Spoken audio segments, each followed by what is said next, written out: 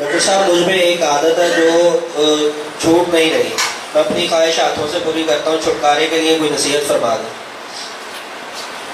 नबी सल्लल्लाहु अलैहि वसल्लम ने फरमाया, जन्नत की जो खुशबू है ना, वो 500 साल की मुसाफत से आती है।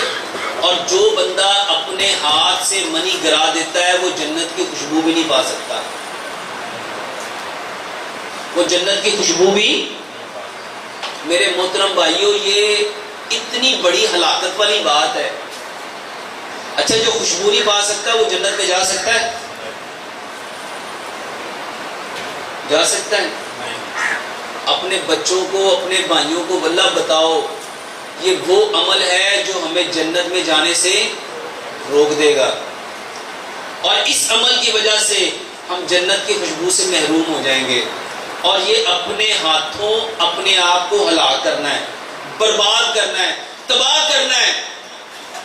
इस्लाम इसका बेहतरीन हल ये बताता है, निकाह करो, निकाह को आम करो, निकाह को सस्ता करो, इसको सहल करो।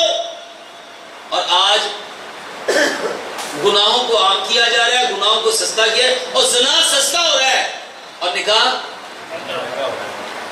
2 लड़कियां रखना फख्र महसूस करते हैं, 2 बीवियां रखना मौत पड़ती है। फख्र से कहते हैं। मेरे मोहतरम भाइयों, जो हलाल था उसको छोड़ते हैं और जो हराम था उस पर फख्र किया जाता है।